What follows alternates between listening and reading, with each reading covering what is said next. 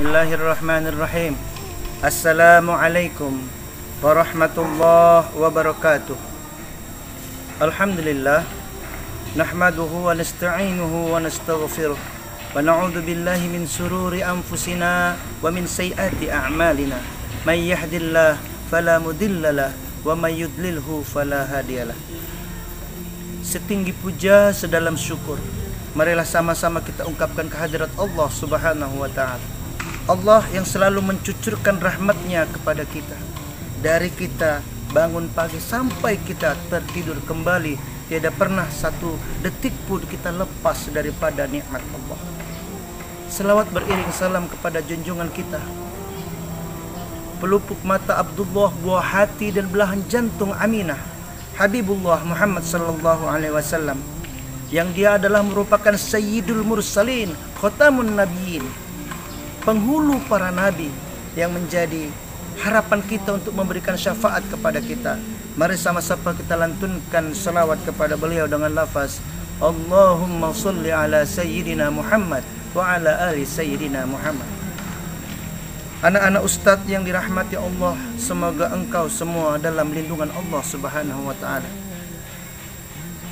Di part kedua ini ustadz akan menjelaskan beberapa hal yang berkaitan dengan mengenal diri kita, yang hal itu mungkin belum disampaikan oleh Ustadz Jaini, atau lanjutan dari materi Ustadz Jaini.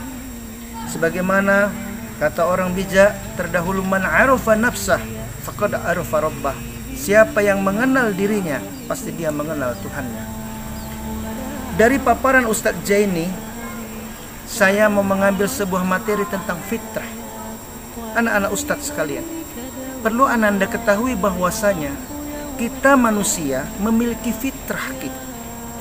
Apa itu fitrah? Fitrah itu adalah bentuk potensi yang telah dianugerahkan Allah kepada manusia semenjak proses penciptaan kita di alam rahim sampai kelangsungan hidupnya di dunia.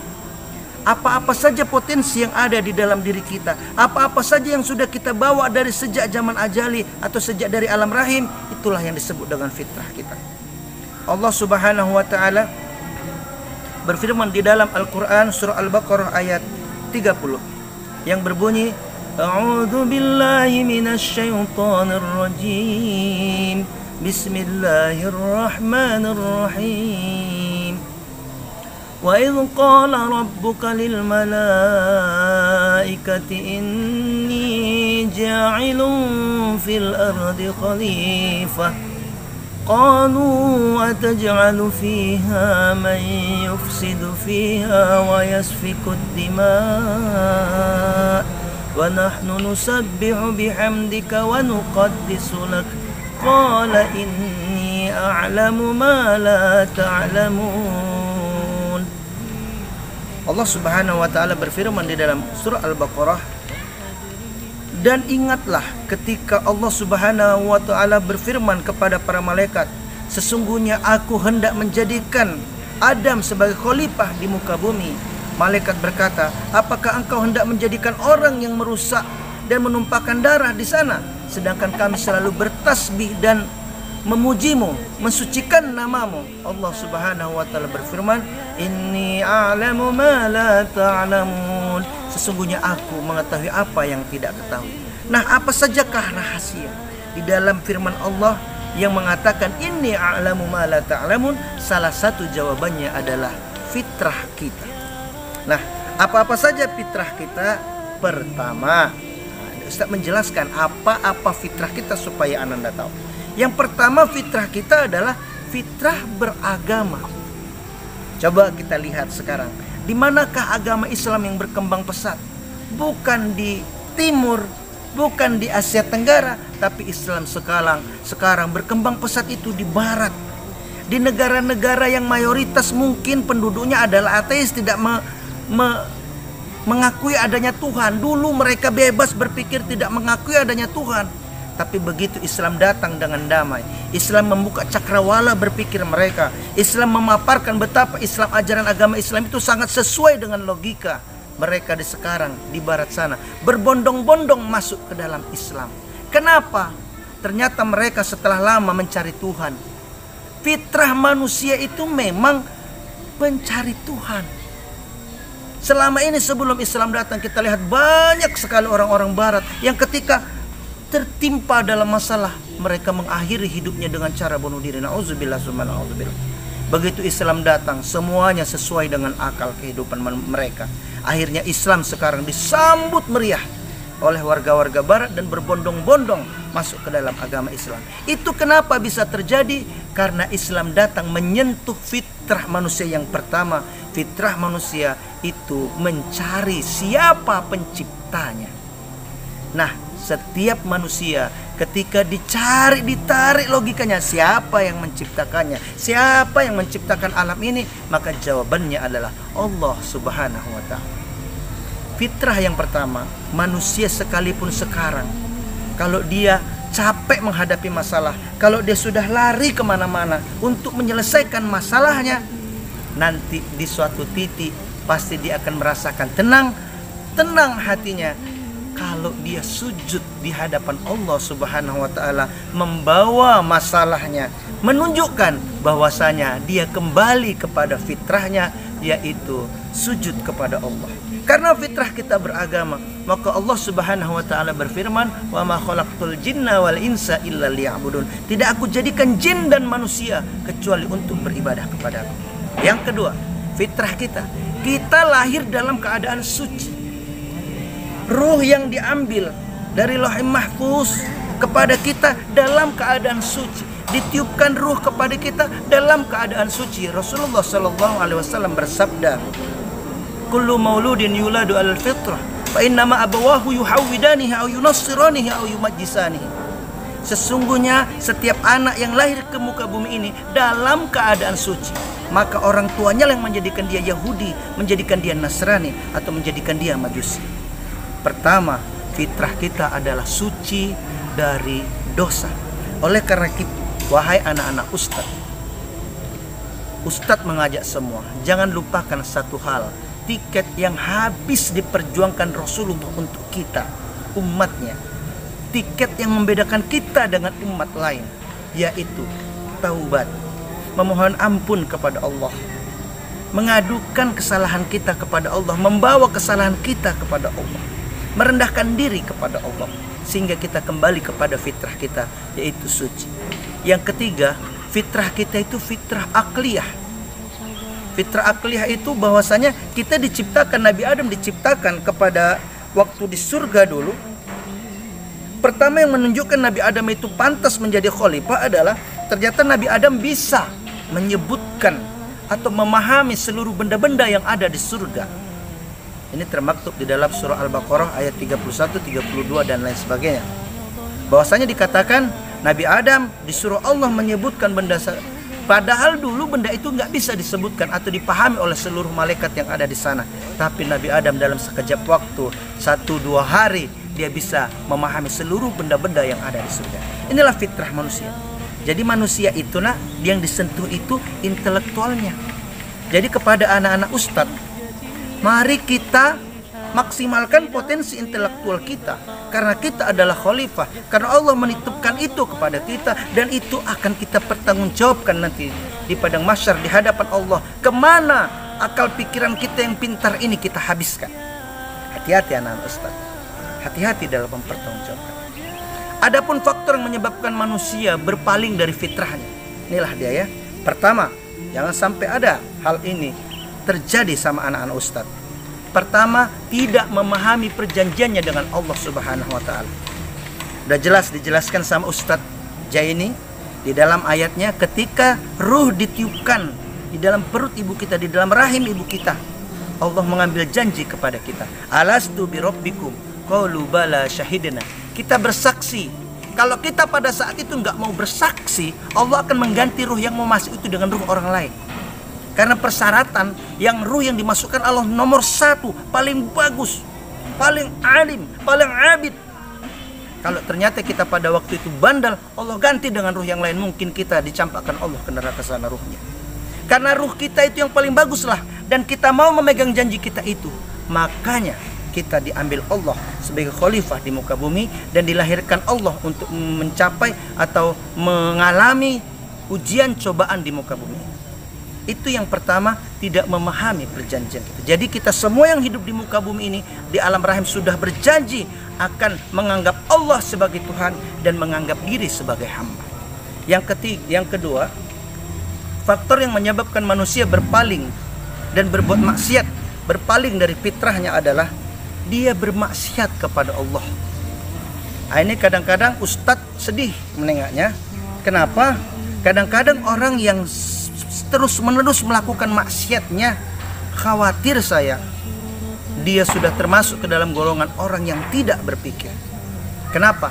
Dia lupa siapa yang setiap detik, siapa yang setiap hari, siapa yang memelihara dalam kurun waktu itu setiap hari, memberikan kesempatan hidup, memberikan rezeki, memberikan oksigen. Dia lupa itu siapa. Padahal jawabannya hanya Allah. La ilaha illallah. Hanya Allah yang memberikan itu semua. Tapi apa? Dia bermaksiat. Dia balas seluruh nikmat-nikmat Allah itu dengan maksiat kepada Allah. Nauzubillah summa nauzubillah. Malu kita. Bagaimana kita hadapkan muka kita seandainya besok pagi kita dipanggil Allah Subhanahu wa taala dan diakibatkan karena kita bermaksiat kepada Allah. Nauzubillah summa nauzubillah. Semoga kita tidak dipanggil Allah dalam keadaan yang seperti itu. 3, tidak menggunakan akal dengan baik. Akal pikiran itu adalah merupakan anugerah Allah untuk bisa juga membedakan, untuk bisa juga berpikir mana yang baik dan mana yang buruk. Gunakan akal dengan baik. Cara memelihara fitrah ada 3. Pertama, ayo kembali kepada jalan Allah. Sujudlah kepada Allah, banyaklah ibadah. Kedua, banyak-banyaklah dia kita untuk tazkiyatun nafs, mensucikan diri, banyak-banyak beristighfar, banyak-banyak bertaubat. Ketiga, menggunakan akal dengan baik. Anak-anak ustadz yang dimuliakan Allah Subhanahu wa taala. Setelah kita kembali membahas tadi tentang fitrah manusia, kita hari ini akan membahas kita sebagai manusia ini, apa aja sih yang ada di dalam tubuh kita ini. Kenapa ketika meninggal jasad kita nggak bisa bergerak? Apa yang terjadi? Ada satu unsur. Yang pertama yang paling penting adalah di dalam jasad kita ini ada ruh. Ruh. Kalau orang meninggal dijewer, dia nggak merasa sakit. Tapi kalau ustadz yang diselentik sakit. Nah, yang merasakan sakit dan rasa itu adalah ruh.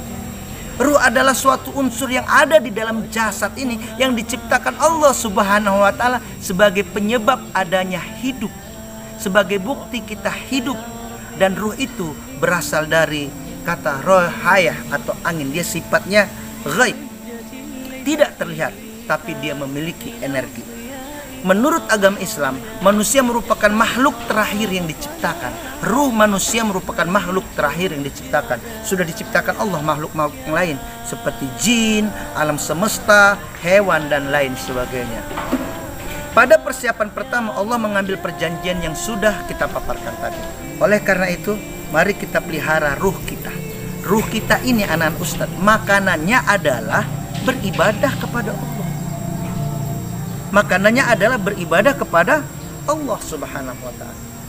Kalau nggak percaya, begitu banyak orang yang kaya tapi hidupnya nggak tenang. Makanya orang luar negeri itu heran, kenapa orang di Indonesia hidupnya tidak terlalu sukses, banyak yang miskin tapi nggak ada yang bunuh diri. Karena ruh orang-orang yang ada di Indonesia yang mayoritas Islam kembali kepada Allah. Orang Indonesia ini kita semua paham apa maksud harta, kemana kita berasal, kemana kita kembali. Ruh kita atau kita semua orang di Indonesia paham akan itu. Yang kedua, kita memiliki yang namanya hawa nafsu. Pada asalnya hawa nafsu itu adalah merupakan kecondongan jiwa kepada sesuatu yang dia sukai. Nah, lalu jika condongnya kepada sesuatu yang baik, sesuatu yang terpuji, maka dia dikatakan sebagai akhlakul karimah. Tetapi kalau dia condongnya kepada arah yang tidak baik, kepada arah yang tidak terpuji, maka itu disebut dengan maksiat kepada Allah Subhanahu wa ta'ala. Paham anak Ustaz? Apakah hawa nafsu ini sesuatu yang buruk? Tidak. Ingat, perbedaan manusia dengan makhluk lain salah satunya adalah hawa nafsu. Oh Ustadz, jin itu punya hawa nafsu, benar. Tapi kita juga punya. Jin itu punya akal, benar. Tapi kita juga punya. Apa yang membedakan kenapa bukan jin yang menjadi khalifah di muka bumi? Salah satu penyebabnya adalah kita lebih stabil, anak Ustadz. Kita lebih stabil dalam mengontrol hawa nafsu kita. Kita punya hal-hal lain yang nanti Ustadz paparkan sebagai pengelola hawa nafsu ini, bisa yang awalnya banyak orang mengatakan ini adalah merupakan lawan, tapi bisa kita gunakan untuk hal-hal yang baik. Contoh keinginan. Jadi hawa nafsu ini berkaitan dengan keinginan. Keinginan kita membaca, keinginan kita berpuasa dengan baik, keinginan kita terus melakukan ibadah semakin semangat. Itu semua adalah merupakan pengalaman dari hawa nafsu. Baik, anak-anak Ustadz, setelah hawa nafsu, ternyata nafsu itu terbagi kepada 3. Pertama, nafsu mutmainnah. Wah, kalau orang seperti ini enak sekali hidupnya, nak. Dia udah tenang aja. Jadi kehidupannya itu selalu terus menanjak. Gak pernah orang yang memiliki nafsu mutmainnah ini ingin melakukan maksiat kepada Allah. Wah, kalau udah sampai dalam tahapan ini, wah sudah senang sekali ya. Allah Subhanahu wa taala berfirman di dalam surah Ar-Ra'd ayat 28, A'udzubillahi minasyaitonir rajim, alladzina amanu wa tatma'innu qulubuhum bizikrillah, ala bizikrillah tatma'innal qulub. Yaitu orang-orang yang beriman dan hati mereka menjadi tentram dengan mengingat Allah. Ingatlah, dengan mengingat Allah lah hati kita akan menjadi tentram. Jadi orang yang nafsunya sudah tahapan nafsul mutmainnah ini, dia amalannya adalah berzikir kepada Allah. Zikirnya kapan? Baik dikala duduk, baik dikala berdiri, maupun di saat habis sholat. Jadi kapan aja dia berdiri. Nanti kalau dibahas nanti zikir itu banyak caranya. Ada zikirnya lafaz, ada zikirnya hati, dan lain sebagainya yang mungkin nanti di kesempatan lain akan kita bahas. Allah Subhanahu wa taala berfirman di dalam Al-Qur'an yang ini pasti sudah Ananda sudah hafal. A'udzu billahi minasyaitonir rajim. Ya ayyatuhan nafsul mutmainnah irji'i ila rabbika radiyatan maradiyah fadkhuli fi ibadi wadkhuli jannati. Wahai jiwa yang tenang, kembalilah kamu kepada Tuhanmu dengan hati yang puas dan dengan diridhoinya, dan masuklah kamu ke dalam keridhaan Allah, dan masuklah engkau ke dalam surgaku. Wadkhuli jannati. Surah Al-Fajr ayat 27, 28, 29. Anak-anak Ustadz yang Ustadz sayangi, semoga Allah merahmati kalian semua. Allah bersumpah untuk nafsu yang kedua. Ini perlu kita hati-hati. Nafsu yang kedua disebut dengan nafsu lawwamah. A'udzu billahi minasyaitonir rajim. Wala uqsimu bin nafsil lawwamah. Aku bersumpah dengan menyebut nama nafsul lawwamah. Apa itu nafsul lawwamah? Nafsul lawwamah adalah keinginan supaya kita selalu tergelincir beribadah kepada Allah, alias keinginan untuk bermaksiat kepada Allah, ingkar kepada Allah. Nih, melakukan dosa. Nih intinya ya, nafsul lawam. Hati-hati, selalu itu ada. Contoh, kita kalau sholat itu ada dalam hati tuh. Udah cepat aja lah, jangan lama-lama berzikir. Kawanmu udah nunggu. Itu nafsul lawam. Harus kita sadari sehingga kita bisa mampu melawan. Yang ketiga, nafsul ammarah. Ini hati-hati nih. Nafsu amarah ini yang membawa siapa yang mengikuti nafsu ini ke dalam neraka. Allah Subhanahu wa taala berfirman, "Wa ma ubri'un nafsi innan nafsa la'ammaratun bisu illa ma rahima rabbi inna rabbi ghafurur rahim." Dan aku tidak membebaskan diriku dari kesalahan, karena sesungguhnya nafsu selalu menyuruh kepada kejahatan. Sesungguhnya nafsu ammarah ini menyuruh kepada kejahatan, kecuali nafsu yang diberi rahmat oleh Tuhan atau oleh Allah. Sesungguhnya Tuhanku Maha Pengampun lagi Maha Penyayang. Jadi kalau dari penggalan ayat ini menunjukkan bahwasanya nafsu ini tidak selamanya baik. Mau dikatakan kemudian nafsu amarah, tapi kalau nafsu amarah itu mendapat rahmat dari Allah, dia bisa menggagalkan keburukan yang akan terjadi. Amarah, marah. Rasulullah pernah bersabda, la taghadab faraddu mirara, qala la taghadab. Jangan marah. Jadi marah ini tidak boleh. Anak-anak ustadz yang dimuliakan Allah, anugerah akal bagi manusia itu adalah merupakan unsur yang berikutnya. Kita memiliki akal. Apakah fungsi akal itu? Pertama, akal berfungsi untuk memperoleh ilmu pengetahuan. Kalau kita nggak punya akal, diajari guru kita pun nggak mudeng-mudeng. Sama dengan guru itu mengajari lembu. Tapi tengok kita, nilai kita cantik, semuanya 80, 90, 100. Itu menandakan akal kita berfungsi. Jadi kita bisa mencari ilmu pengetahuan lebih dalam, dan lebih dalam. Ingat, akal kita, otak kita. Dalam sejarah, Albert Einstein saja itu masih sepertiga menggunakan isi akalnya. Bagaimana dengan kita? Yang kedua, fungsi akal itu adalah sarana untuk memahami kebenaran.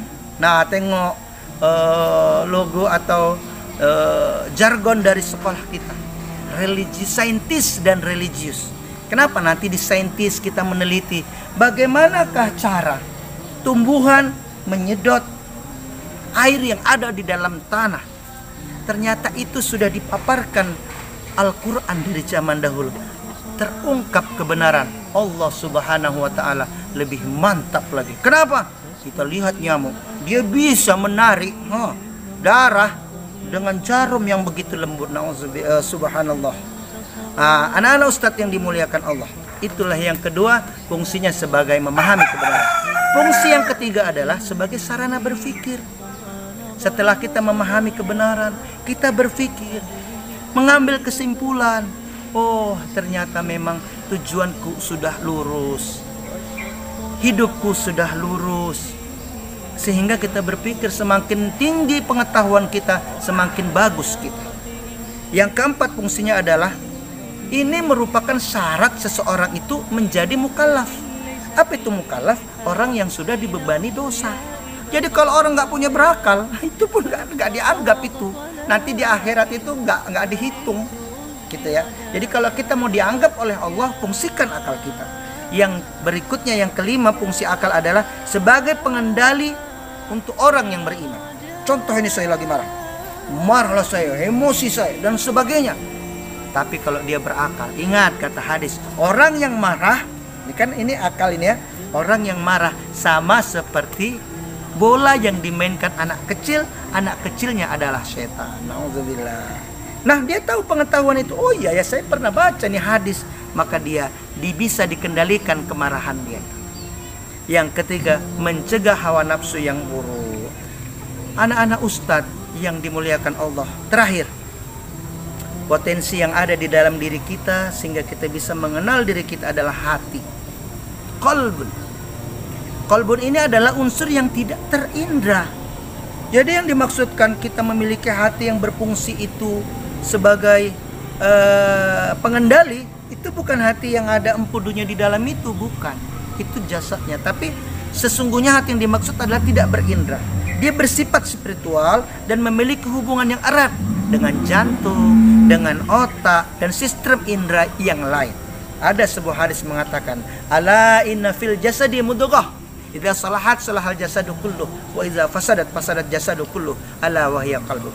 Ingat, di dalam tubuh kamu ada segumpal daging. Apabila daging itu baik, maka baiklah seluruh tubuh. Dan apabila buruk daging itu, maka buruklah seluruh tubuh. Segumpal daging itu, ingat, dia adalah hati. Macam-macam hati. Di dalam Al-Quran, hati itu ada berbagai jenis. Nanti kita coba introspeksi diri, kita masuk yang mana ya? Yang pertama, hati yang membatu. Apa hati yang membatu? Ini di dalam surah Al-Baqarah ayat 7. Allah Subhanahu wa ta'ala berfirman, A'udzu billahi minasy syaithanir rajim. khatamallahu ala qulubihim wa ala sam'ihim wa ala absarihim ghishawah wa lahum azabun azim. Allah telah menutup hati mereka, pendengaran mereka, penglihatan mereka, ada dindingnya, dan mereka di padang mahsyar diazab Allah dengan azab yang pedih. Hati yang membatu, yang ditutup Allah Subhanahu wa taala. Yang kedua, mudah-mudahan itu tidak ada ya sama diri kita, mudah-mudahan. Yang kedua, hati yang sakit. Apa yang dimaksud hati yang sakit? Kalau di dalam hati kita ini ada pertama yang namanya cinta dunia, hubbud dunia, ra'sus syai'at. Cinta dunia adalah kepala dari semua keburukan. Jadi kita nggak boleh cinta sama dunia, nak. Jadi ustadz kaya boleh, boleh. Tapi harta dunia itu di tangan, jangan di hati. Kalau di tangan mudah kita membaginya. Kalau di hati bakhil yang datang. Nah, bakhil sama suh. Anda tahu nggak perbedaan bakhil sama suh? Kalau bakhil ini harta nggak mau dibaginya sama orang, hartanya dia itu. Kalau suh lebih parah dari bakhil. Apa itu suh? Suh udahlah pertama nggak mau hartanya dibagi sama orang lain. Suh itu adalah bagaimana caranya dia yang memakan harta orang lain. Wah, ini sungguh-sungguh terlalu. Ya. Yang kedua, orang yang sakit hatinya adalah melalaikan kewajiban. Kewajiban sholat, kewajiban puasa. Sholat di awal waktu adalah merupakan yang disukai Allah, dia lalai sehingga di akhir waktu, dan lain sebagainya. Yang ketiga, hati yang sakit itu ada nih sekarang lagi viral yang namanya disebut dengan pencitraan. Pencitraan itu penyakit hati. Anak-anak Ustadz, maksudnya cemana Ustadz? Iya. Coba kita lihat. Pencitraan itu kan perbuatan baik kan ya. Dia sedekah, dia zakat, dia dermawan. Baik kan ya. Tapi niatnya bukan karena Allah. Hanya pencitraan. Mungkin dia mau menjadi anggota dewan, mungkin dia supaya dianggap baik. Nah, ini berarti pencitraan, ini kata lain dari ria, ya. Anak Ustadz, yang ketiga, itulah hati-hati, ciri-ciri hati yang sakit. Yang ketiga, hati yang sehat, qalbun salim. Ciri-cirinya suka berzikir kepada Allah, selalu mendirikan sholat tepat waktu, lembut dalam perkataan dan perbuatan. Nah, apakah ciri-ciri hati yang selamat itu ada di dalam diri kita? Pertama tadi cirinya apa? Selalu zikir kepada Allah, khusyuk dalam sholat, lembut dalam perkataan dan perbuatan. Itulah anak-anak unsur-unsur yang ada di dalam diri kita. Ada ruh, ada jasad, ada akal, ada hati, ada nafsu. Ya, itu semuanya Allah berikan kepada kita. Nah, anak-anak Ustadz yang dimuliakan Allah, itulah faktor internal untuk mengetahui kita sebagai manusia. Nah, kita lihat manusia dari faktor eksternal. Tadi dibilang sama Ustadz Jaini di ceramah sebelumnya bahwasanya kita dilahirkan di dalam rahim ibu kita. Pertanyaan, melahirkan itu sakit ya? Melahirkan itu kan sesuatu hal yang menyakitkan. Tapi kenapa perempuan itu mau melahirkan? Kalau sesuatu itu sakit, kenapa perempuan itu mau? Ananda nggak tahu bahwasanya Allah Subhanahu wa ta'ala telah menurunkan satu anugerah kepada kita, kepada manusia, sehingga bisa melangsungkan hidup dengan baik, yaitu cinta dan kasih sayang. Karena cintanya lah, karena dia Allah berikan kecintaan terhadap bayinya. Ya Allah, dia pergi ke bidan, dikontrolnya tiap bulan, kita lahir. Nggak dicekeknya kita karena mengganggu aktivitasnya, mual-mual, muntah tiap hari, pucat, lapar bersangatan dan lain sebagainya. Nggak bisa digambarkan sakitnya itu. Kenapa? Karena Ustaz melihat ada beberapa guru kita yang setiap hari itu mengalami itu. Sakit ananda Ustaz. Iya. Nah, kita dilahirkan oleh ibunda kita, orang tua kita dalam keadaan sakit, tapi dengan rahmat dan rahimnya Allah, kita bisa lahir dengan selamat. Lalu kita diberikan orang tua kita. Orang tua kita menyapih kita sampai 2 tahun dengan penuh kasih sayang. Ayah kita, ibunda kita sampai pakai sip-sipan kalau malam. Ayah kita yang dulunya dengan gagah perkasa nggak pernah menyenggol yang namanya cucian, dia senggol itu demi kita. Lalu apa? Setelah kita besar, kita disekolahkan, apa maunya kita dituruti. Apa yang terbaik sama kita dia persiapkan. Itulah orang tua kita. Tapi setelah dewasa, kita tidak semuanya anak-anak Ustadz memiliki orang tua yang sempurna. Kemungkinan ada kehilapan orang tua kita. Mungkin orang tua kita lupa menyuruh kita ibadah. Orang tua kita lupa mengingatkan kita sholat karena sibuknya mencari bekal kita nanti ketika tua. Sehingga nanti lama-kelamaan kalau seorang hamba ini tumbuh dengan tidak baik, tidak dalam keadaan mengerjakan ibadah, nanti di padang mahsyar dia pula lah yang menjerumuskan orang tuanya ke dalam neraka. Nauzubillah summa nauzubillah. Anak-anak Ustadz dan Ustadz sayangi dan Ustadz cintai, ayo kita yang sudah tahu tentang siapa kita, bagaimana kedudukan orang tua kita, nanti di padang mahsyar kita nak masing-masing. Orang tua kita mempertanggungjawabkan amalnya, kita mempertanggungjawabkan amal kita. Bahkan nanti orang tua sama anak saling gontok-gontokan, saling membela masing-masing, merasa dirinya benar supaya tidak masuk neraka. Pada hakikatnya orang tua kita itu nanti di padang mahsyar adalah bukan mungkin siapa-siapa. Oleh karena itu, wahai anak-anak Ustadz, sekaranglah saatnya kita berbakti kepada orang tua kita. Karena setelah gorgoroh napas di ujung badan sudah tidak bisa lagi, ya, tidak bisa lagi kita membalas jasa orang tua kita. Oleh karena itu, ayo kita berbakti kepada orang tua kita dengan sesungguh hati. Kalau bukan karena kasih sayang Allah, niscaya kita tidak akan bisa tumbuh besar seperti sekarang ini. Allah yang memberikan kasih sayang itu kepada orang tua kita. Mudah-mudahan kita bisa menjadi anak awalidin solihan yad'ulah, orang yang menjadi anak yang soleh yang bisa mendoakan kedua orang tua. Itu saja anak-anak Ustadz yang bisa Ustadz sampaikan hari ini. Mudah-mudahan dengan mengenal diri kita tadi, perjalanan hidup kita nanti akan dibahas ketika kita datang ke sekolah, kita bisa lebih mendekatkan diri kita kepada Allah Subhanahu wa ta'ala. Billahi taufiq wal hidayah. Assalamualaikum warahmatullahi wabarakatuh.